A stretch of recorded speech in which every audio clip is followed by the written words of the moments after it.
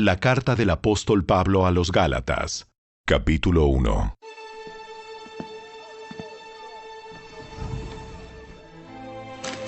Les escribo, yo, el apóstol Pablo. No fui nombrado apóstol por ningún grupo de personas, ni por ninguna autoridad humana, sino por Jesucristo mismo y por Dios Padre, quien levantó a Jesús de los muertos. Todos los hermanos de este lugar se unen a mí para enviar esta carta que escribo a las iglesias de Galacia. Que Dios Padre y nuestro Señor Jesucristo les concedan gracia y paz. Tal como Dios nuestro Padre lo planeó, Jesús entregó su vida por nuestros pecados para rescatarnos de este mundo de maldad en el que vivimos. A Dios sea toda la gloria, por siempre y para siempre. Amén. Me escandaliza que ustedes estén apartándose tan pronto de Dios, quien los llamó a sí mismo por medio de la amorosa misericordia de Cristo. Están siguiendo un evangelio diferente que aparenta ser la buena noticia, pero no lo es en absoluto. Están siendo engañados por los que a propósito distorsionan la verdad acerca de Cristo. Si alguien, ya sea nosotros o incluso un ángel del cielo, les predica otra buena noticia diferente de la que nosotros les hemos predicado, que le caiga la maldición de Dios. Repito lo que ya hemos dicho. Si alguien predica otra buena noticia distinta de la que ustedes han recibido, que esa persona sea maldita. Queda claro que no es mi intención ganarme el favor de la gente, sino el de Dios. Si mi objetivo fuera agradar a la gente, no sería un siervo de Cristo. Amados hermanos, quiero que entiendan que el mensaje del evangelio que predico no se basa en un simple razonamiento humano. No recibí mi mensaje de ninguna fuente humana ni nadie me lo enseñó. En cambio, lo recibí por revelación directa de Jesucristo. Ustedes saben cómo me comportaba cuando pertenecía a la religión judía y cómo perseguí con violencia la iglesia de Dios. Hice todo lo posible por destruirla. Yo superaba ampliamente a mis compatriotas judíos en mi celo por las tradiciones de mis antepasados. Pero aún antes de que yo naciera, Dios me eligió y me llamó por su gracia maravillosa. Luego, le agradó revelarme a su Hijo para que yo proclamara a los gentiles la buena noticia acerca de Jesús. Cuando esto sucedió, no me apresuré a consultar con ningún ser humano. Tampoco subí a Jerusalén para pedir consejo de los que eran apóstoles antes que yo. En cambio, me fui a la región de Arabia y después regresé a la ciudad de Damasco. Luego, 3 años más tarde, fui a Jerusalén para conocer a Pedro y me quedé 15 días con él. El único otro apóstol que conocí en esos días fue Santiago, el hermano del Señor. Declaro delante de Dios que no es mentira lo que les escribo. Después de esa visita, me dirigí al norte, a las provincias de Siria y Cilicia, y aún así, las iglesias en Cristo que están en Judea todavía no me conocían personalmente. Todo lo que sabían de mí era lo que la gente decía. El que antes nos perseguía, ahora predica la misma fe que trataba de destruir. Y alababan a Dios por causa de mí.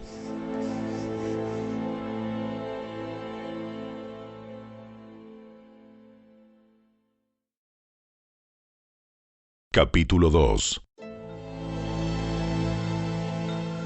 Luego, 14 años más tarde, regresé a Jerusalén, esta vez con Bernabé, y Tito también vino. Fui a Jerusalén porque Dios me reveló que debía hacerlo. Durante mi tiempo allí, me reuní en privado con los que eran reconocidos como los dirigentes de la iglesia y les presenté el mensaje que predico a los gentiles. Quería asegurarme de que estábamos de acuerdo, porque temía que todos mis esfuerzos hubieran sido inútiles y que estaba corriendo la carrera en vano.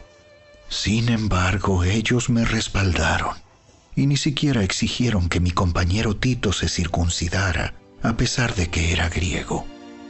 Incluso esa cuestión surgió solo a causa de unos supuestos creyentes, en realidad falsos, que se habían infiltrado entre nosotros. Se metieron en secreto para espiarnos y privarnos de la libertad que tenemos en Cristo Jesús, pues querían esclavizarnos y obligarnos a seguir los reglamentos judíos. Pero no nos doblegamos ante ellos, ni por un solo instante. Queríamos preservar la verdad del mensaje del Evangelio para ustedes.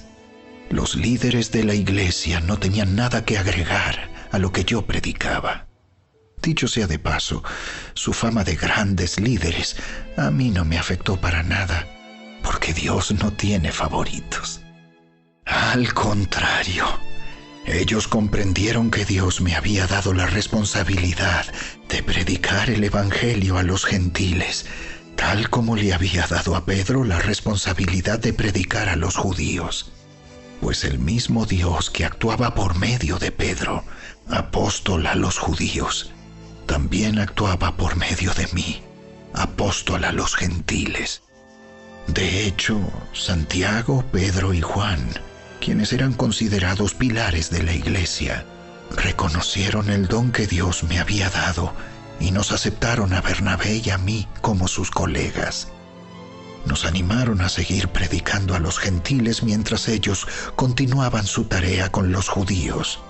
La única sugerencia que hicieron fue que siguiéramos ayudando a los pobres, algo que yo siempre tengo deseos de hacer. Pero cuando Pedro llegó a Antioquía, tuve que enfrentarlo cara a cara, porque él estaba muy equivocado en lo que hacía. Cuando llegó por primera vez, Pedro comía con los creyentes gentiles, quienes no estaban circuncidados. Pero después, cuando llegaron algunos amigos de Santiago, Pedro no quiso comer más con esos gentiles. Tenía miedo a la crítica de los que insistían en la necesidad de la circuncisión. Como resultado, otros creyentes judíos imitaron la hipocresía de Pedro. E incluso Bernabé se dejó llevar por esa hipocresía. Cuando vi que ellos no seguían la verdad del mensaje del Evangelio, le dije a Pedro delante de todos los demás: si tú, que eres judío de nacimiento, dejaste a un lado las leyes judías y vives como un gentil, ¿por qué ahora tratas de obligar a estos gentiles a seguir las tradiciones judías? Tú y yo somos judíos de nacimiento. No somos pecadores, como los gentiles. Sin embargo, sabemos que una persona es declarada justa ante Dios por la fe en Jesucristo y no por la obediencia a la ley. Y nosotros hemos creído en Cristo Jesús para poder ser declarados justos ante Dios por causa de nuestra fe en Cristo, y no porque hayamos obedecido la ley. Pues nadie jamás será declarado justo ante Dios mediante la obediencia a la ley. Pero supongamos que intentamos ser declarados justos ante Dios por medio de la fe en Cristo, y luego se nos declara culpables por haber abandonado la ley.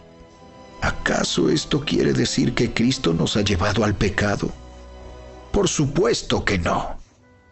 Más bien, soy un pecador si vuelvo a construir el viejo sistema de la ley que ya eché abajo. Pues cuando intenté obedecer la ley misma me condenó. Así que morí a la ley. Es decir, dejé de intentar cumplir todas sus exigencias a fin de vivir para Dios. Mi antiguo yo ha sido crucificado con Cristo. Ya no vivo yo, sino que Cristo vive en mí. Así que vivo en este cuerpo terrenal, confiando en el Hijo de Dios, quien me amó y se entregó a sí mismo por mí. Yo no tomo la gracia de Dios como algo sin sentido, pues si cumplir la ley pudiera hacernos justos ante Dios, entonces no habría sido necesario que Cristo muriera.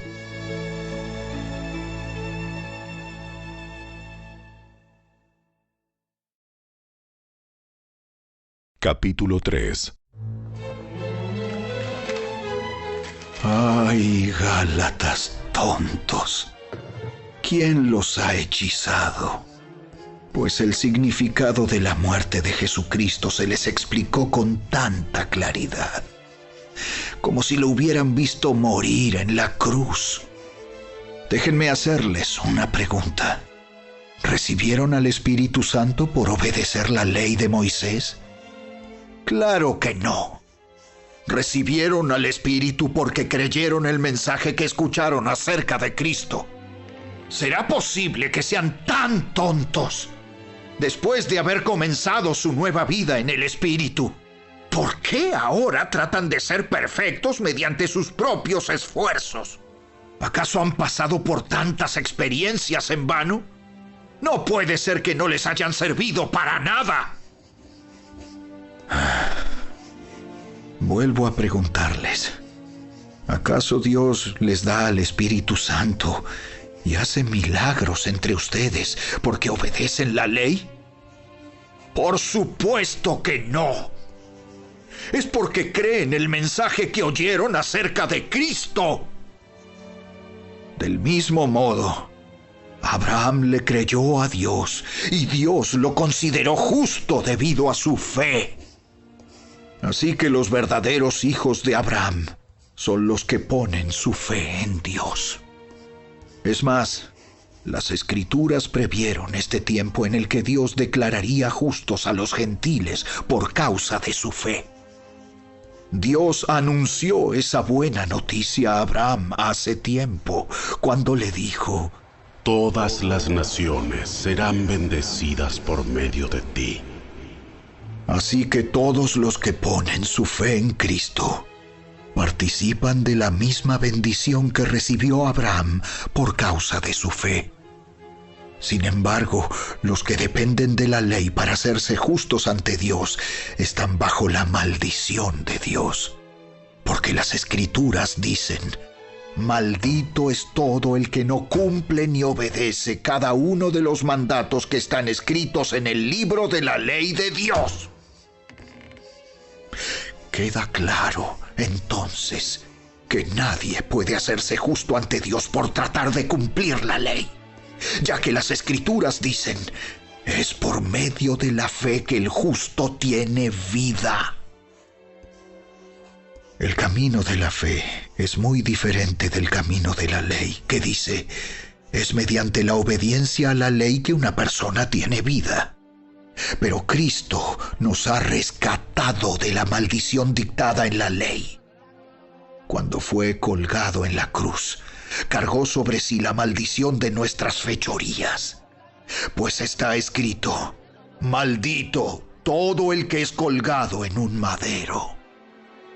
Mediante Cristo Jesús, Dios bendijo a los gentiles con la misma bendición que le prometió a Abraham, a fin de que los creyentes pudiéramos recibir por medio de la fe al Espíritu Santo prometido. Amados hermanos, el siguiente es un ejemplo de la vida diaria. Así como nadie puede anular ni modificar un acuerdo irrevocable, tampoco en este caso. Dios ha dado las promesas a Abraham y a su hijo. Y noten que la Escritura no dice a sus hijos, como si significara muchos descendientes. Más bien dice a su Hijo. Y eso sin duda se refiere a Cristo.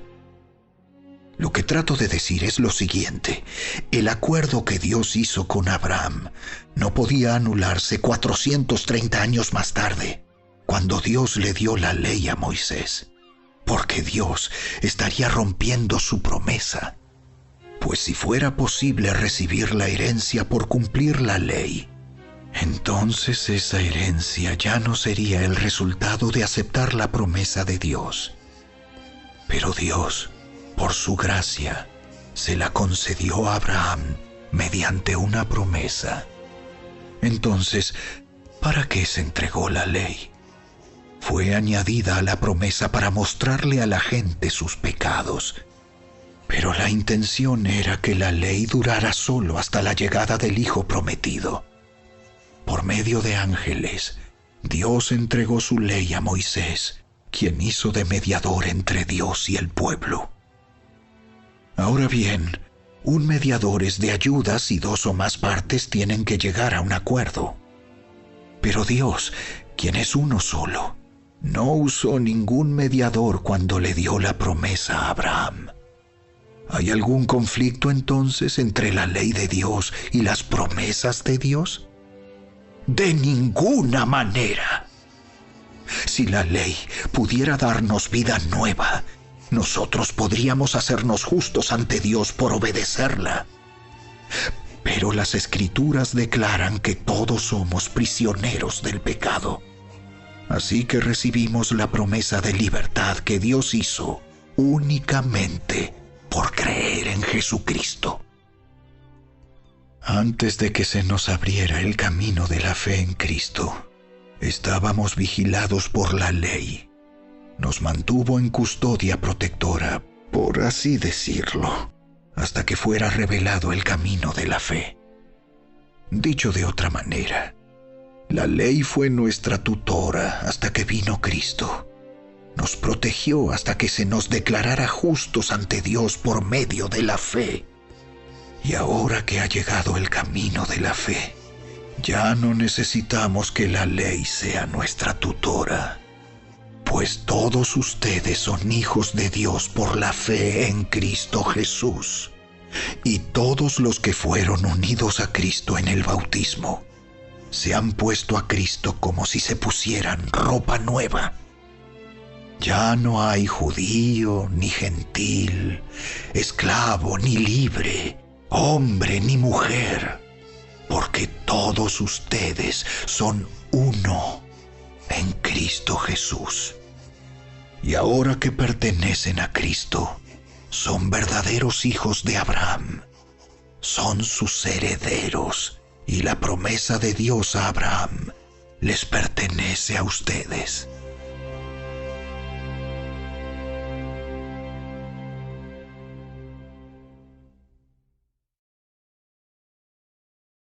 Capítulo 4. Piénsenlo de la siguiente manera. Si un padre muere y deja una herencia a sus hijos pequeños, esos niños no están en mejor situación que los esclavos hasta que se hagan mayores de edad, aunque son los verdaderos dueños de todas las posesiones de su padre. Tienen que obedecer a sus tutores hasta que cumplan la edad establecida por su padre. Eso mismo sucedía con nosotros antes de que viniera Cristo. Éramos como niños. Éramos esclavos de los principios espirituales básicos de este mundo. Sin embargo, cuando se cumplió el tiempo establecido, Dios envió a su Hijo, nacido de una mujer y sujeto a la ley. Dios lo envió para que comprara la libertad de los que éramos esclavos de la ley, a fin de poder adoptarnos como sus propios hijos. Y debido a que somos sus hijos, Dios envió al Espíritu de su Hijo a nuestro corazón, el cual nos impulsa a exclamar: ¡Abba, Padre! Ahora ya no eres un esclavo, sino un hijo de Dios. Y como eres su hijo, Dios te ha hecho su heredero.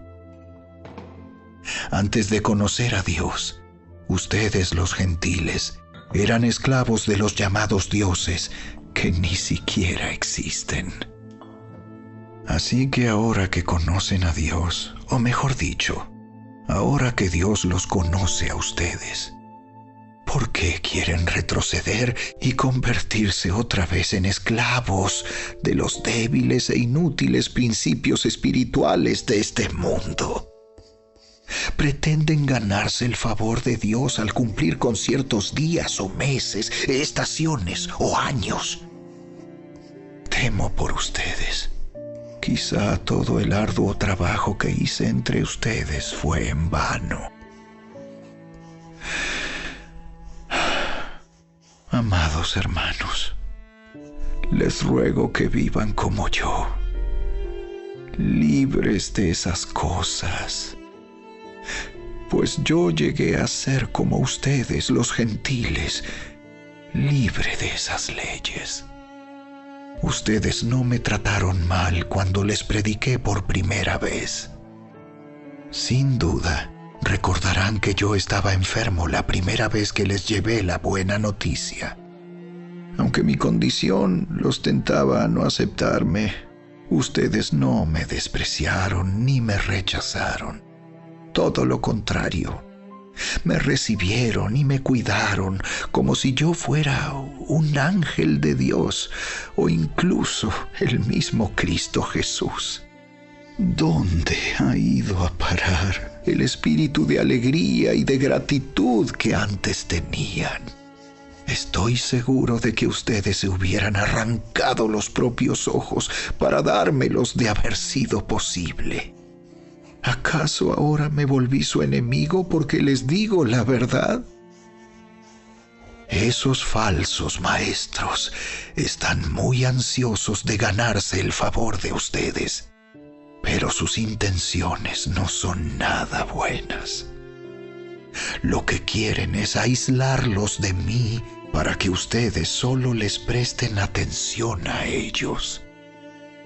Si alguien quiere hacer cosas buenas por ustedes, no hay ningún problema, pero que lo haga en todo tiempo, no solo cuando estoy con ustedes. Oh, mis hijos queridos, siento como si volviera a sufrir dolores de parto por ustedes. Y seguirán hasta que Cristo se forme por completo en sus vidas. Desearía estar con ustedes en este momento para poder hablarles en otro tono, pero estando tan lejos, no sé qué más puedo hacer para ayudarlos. Díganme ustedes, los que quieren vivir bajo la ley, ¿saben lo que en realidad dice la ley? Las Escrituras dicen que Abraham tuvo 2 hijos, uno de la mujer esclava y el otro de su esposa, quien había nacido libre. El nacimiento del hijo de la esclava fue el resultado de un intento humano por lograr que se cumpliera la promesa de Dios. Pero el nacimiento del hijo de la libre fue la manera en que Dios cumplió su promesa. Esas 2 mujeres son una ilustración de los 2 pactos de Dios. La primera mujer, Agar, representa el monte Sinaí, donde el pueblo recibió la ley que los hizo esclavos. Y ahora Jerusalén es igual que el monte Sinaí, en Arabia, porque la ciudad y sus hijos viven bajo la esclavitud de la ley. Pero la otra mujer, Sara, representa la Jerusalén celestial. Ella es la mujer libre y es nuestra madre. Como dijo Isaías: Alégrate, oh mujer sin hijos, tú que nunca diste a luz.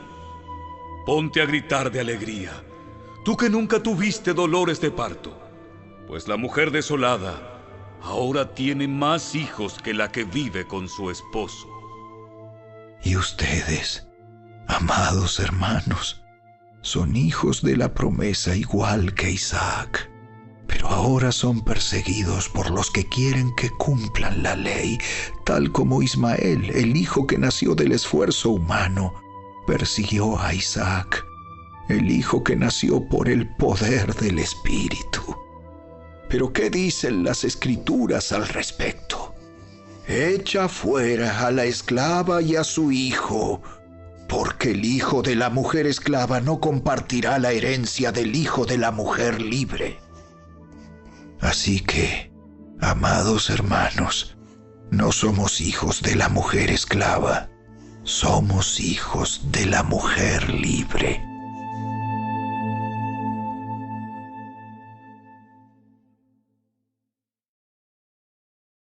Capítulo 5.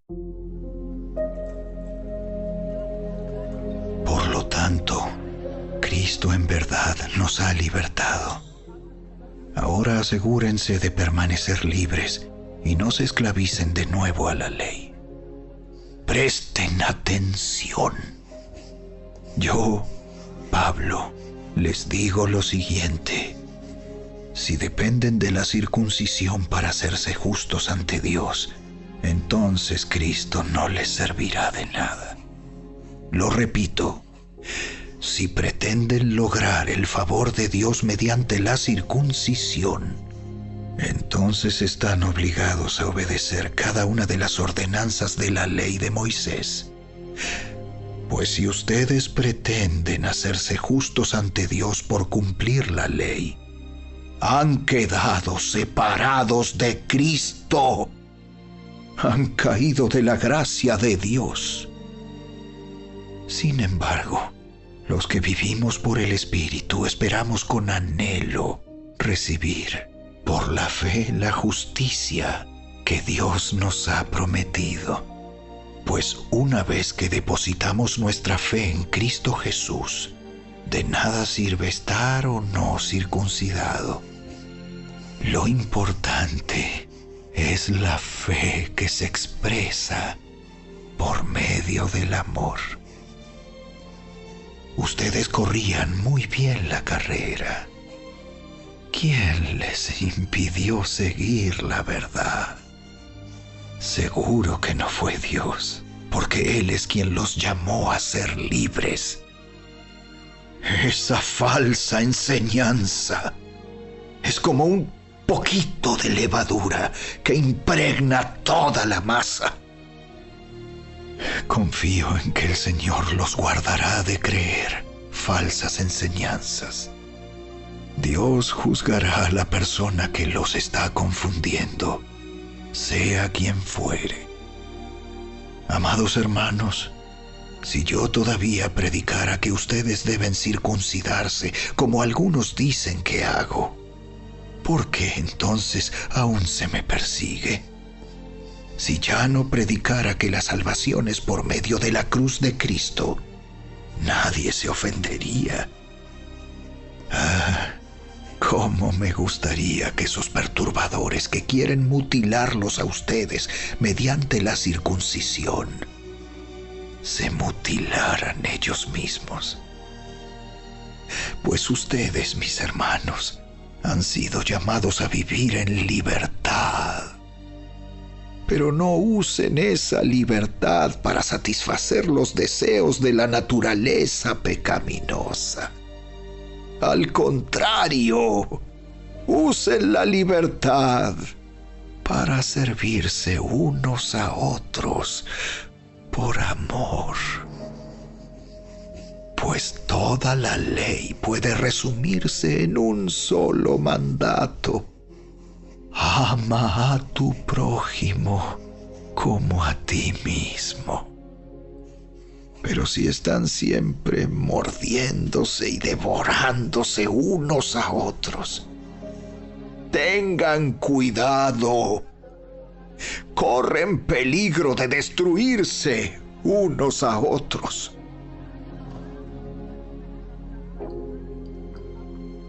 Por eso les digo, dejen que el Espíritu Santo los guíe en la vida.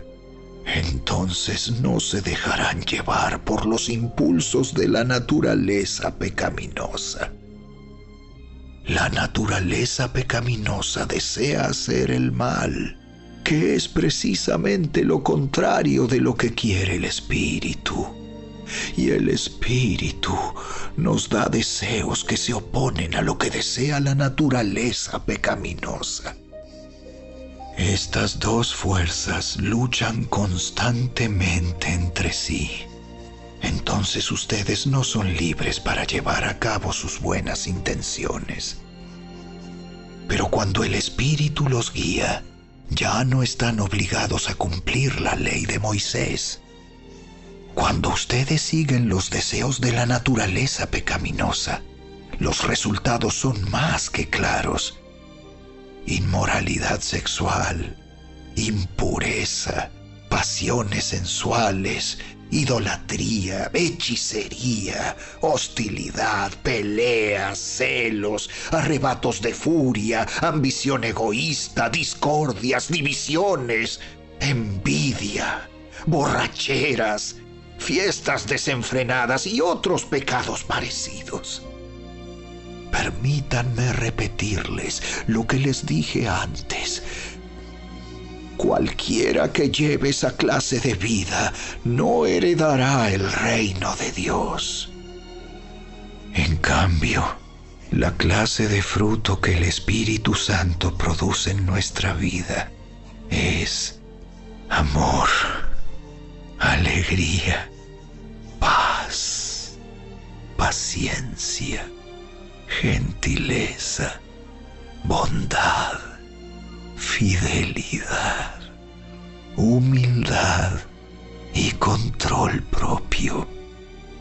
No existen leyes contra esas cosas. Los que pertenecen a Cristo Jesús han clavado en la cruz las pasiones y los deseos de la naturaleza pecaminosa y los han crucificado allí. Ya que vivimos por el Espíritu, sigamos la guía del Espíritu en cada aspecto de nuestra vida. No nos hagamos vanidosos, ni nos provoquemos unos a otros, ni tengamos envidia unos de otros.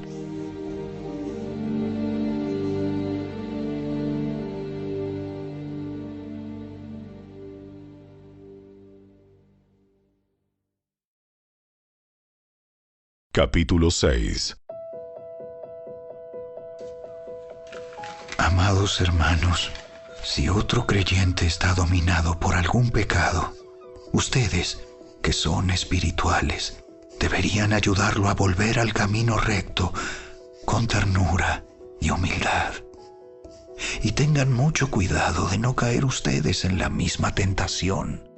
Ayúdense a llevar los unos las cargas de los otros y obedezcan de esa manera la ley de Cristo. Si te crees demasiado importante para ayudar a alguien, solo te engañas a ti mismo. No eres tan importante. Presta mucha atención a tu propio trabajo, porque entonces obtendrás la satisfacción de haber hecho bien tu labor y no tendrás que compararte con nadie. Pues cada uno es responsable de su propia conducta. Los que reciben enseñanza de la palabra de Dios deberían proveer a las necesidades de sus maestros, compartiendo todas las cosas buenas con ellos. No se dejen engañar. Nadie puede burlarse de la justicia de Dios. Siempre se cosecha lo que se siembra.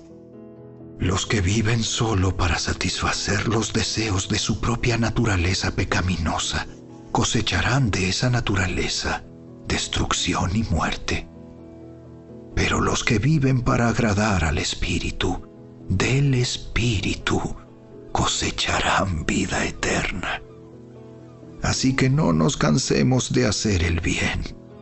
A su debido tiempo cosecharemos numerosas bendiciones si no nos damos por vencidos. Por lo tanto, siempre que tengamos la oportunidad, hagamos el bien a todos, en especial a los de la familia de la fe. Fíjense que uso letras grandes para escribirles de mi propio puño y letra estas últimas palabras. Los que tratan de obligarlos a circuncidarse lo hacen para quedar bien con otros. No quieren ser perseguidos por enseñar que solo la cruz de Cristo salva. Ni siquiera los que luchan a favor de la circuncisión cumplen toda la ley. Solo quieren que ustedes se circunciden para poder jactarse de ello y decir a todos que ustedes son sus discípulos. En cuanto a mí, que nunca me jacte de otra cosa que no sea la cruz de nuestro Señor Jesucristo. Debido a esa cruz, mi interés por este mundo fue crucificado, y el interés del mundo por mí también ha muerto. No importa si fuimos o no circuncidados, lo importante es que hayamos sido transformados en una creación nueva. Que la paz y la misericordia de Dios sean con todos los que viven según ese principio. Ellos son el nuevo pueblo de Dios. De ahora en adelante, que nadie me cause problemas con esas cosas, pues yo llevo en mi cuerpo cicatrices que muestran que pertenezco a Jesús. Amados hermanos, que la gracia de nuestro Señor Jesucristo sea con el espíritu de cada uno de ustedes. Amén.